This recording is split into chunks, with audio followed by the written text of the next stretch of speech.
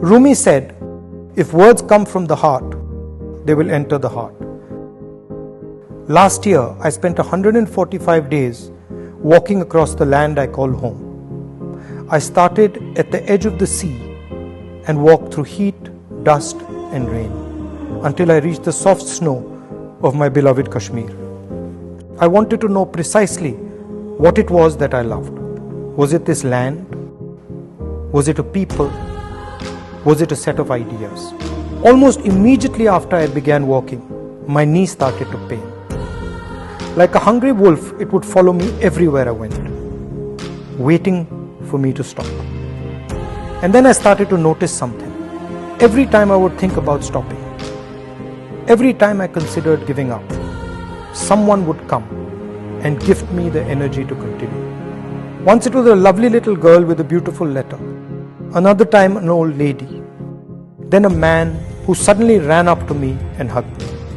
It was as if a silent energy kept helping me. There was always a din in the space where we walked, with loud slogans, clicking cameras, and people pushing and shoving. Then one day, I felt a silence I had never felt before. I could hear nothing but the voice of the person holding my hand and talking to me. He was a farmer and he spoke about his crop.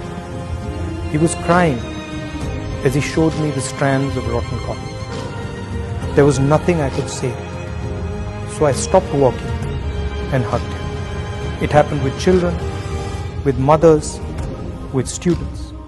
It happened with shopkeepers, carpenters, and laborers.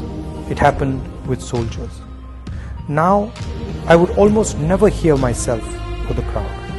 My attention would not move from the person who spoke into my ear.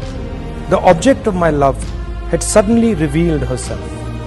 My beloved Bharat Mata was not a land. It wasn't a set of ideas.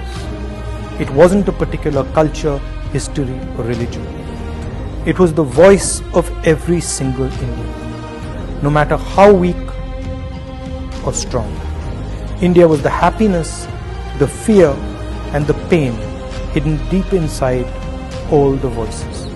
To hear India, my own voice, my desires, my ambitions had to fall silent. India would speak to one of her own, but only if one was humble and completely silent.